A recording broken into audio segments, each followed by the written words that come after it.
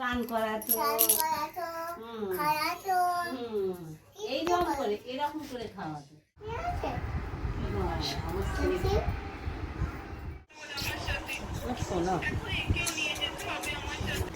আমি মনে মনে বলি সারাদিন আমি যেন দুষ্টু করে চলি।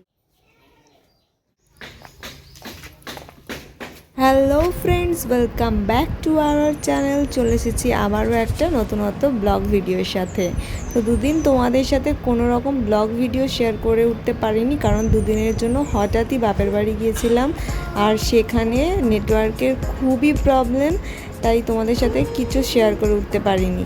তবে বাড়ি ফিরে এসেই তোমাদের সাথে শেয়ার করতে চলে এসেছি। তো মামার বাড়ি গেলেই আমাকে কিভাবে ভুলে যায় সেটাই তোমাদের সাথে আজ শেয়ার করব। তো চলো বক না করে শুরু করি। প্রকৃতির এইরকম অপূর্ব মনোমুগ্ধকর সৌন্দর্য শুধু গ্রাম্য এলাকাতেই দেখা যায়, আর তুতুর মামার বাড়ি একদম গ্রাম্য এলাকাতেই। বাপের বাড়িতে হরিনাম চলছিল, তাই মা খুব ডাকাডাকি করছিল আয়না আয়না, কিন্তু গরমের জন্য আমরা যাচ্ছিলাম না। কিন্তু মা এতবার বলায় আমরা হঠাৎই দুজনে পৌঁছে গেছিলাম, আর যখন গিয়েছিলাম সেই সময় নগর কীর্তনে সকলে বেরিয়ে পড়েছিল।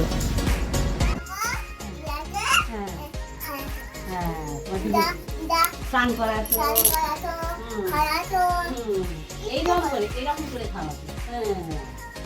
আশা করছি তোমরা ওর সব কথাগুলো পরিষ্কার বুঝতে পেরেছো। আসলে আমি ওকে বলছিলাম যে আমি তোকে খাইয়ে দেবো, তো আয়, বাড়িতে তো কারো কাছে খেতে যাস না, শুধু আমার হাতেই খাস। ও তখন এই কথাগুলো বলছিল আমাকে। তো আমরা যাবার আগে মা ওর জন্য লাঞ্চ রেডি করে রেখেছিল, সব রকম সবজি দিয়ে, ডাল দিয়ে ওর জন্য খিচুড়ি বানিয়েছিল, আর মা ওকে টুকটুক করে খাইয়ে দিচ্ছিল। বাড়ি যাওয়া মানেই তো আমার ফুললি রেস্ট। আর বললাম না একটু আগে হরিনাম ছিল, তাই আমরা সন্ধ্যাবেলা তিনজনে মিলে আবার একটু হরিনাম শুনতে গিয়েছিলাম। এই দেখো আমাদের মাথায় চন্দনের টিপ পরিয়ে দিয়েছে, হরিনাম শুনতে গেলে এগুলো পরিয়ে দেয়।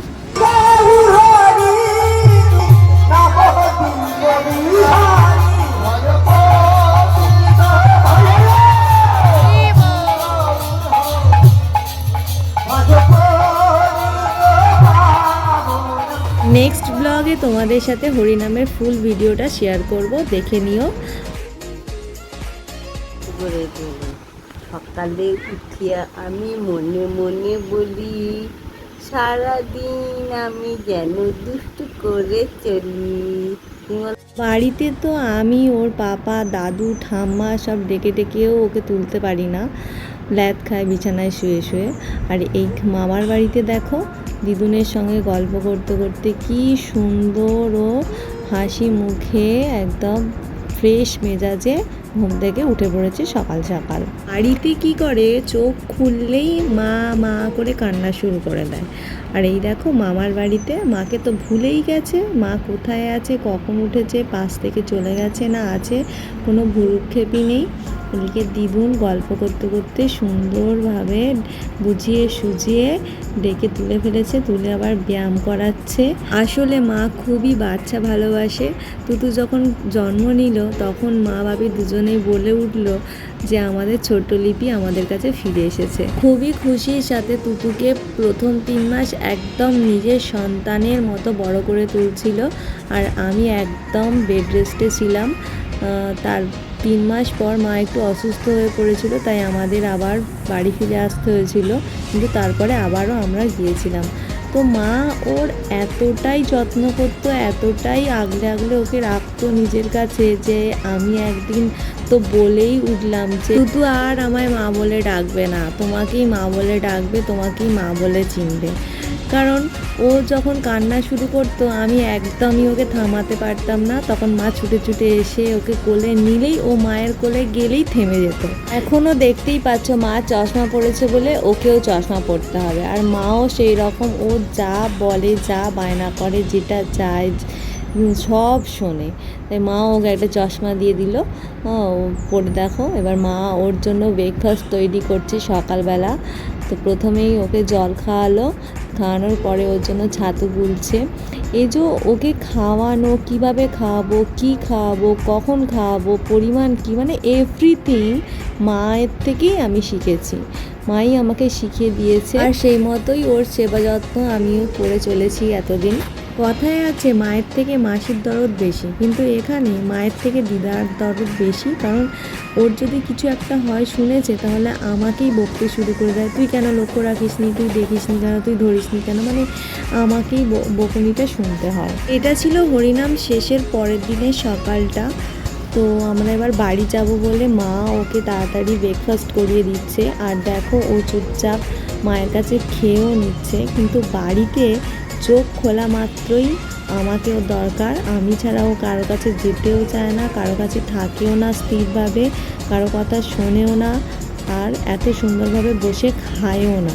কিন্তু মামার বাড়িতে ও ঢোকা মাত্রই মাকে চাই, আর মায়ের কাছেই চান, খাওয়া, ঘুমানো, এভরিথিং ও মায়ের কাছে। মানে আমার ফুললি রেস্ট, আমাকে তখন ও একদম ভুলে যায়, আমাকে ওর একদমই দরকার পড়ে না। আর মাও ওকে নিয়েই থাকতে ভালোবাসে, তাই বলে তুই সংসারের কাজ কর, আমি ওর দেখাশোনা করছি।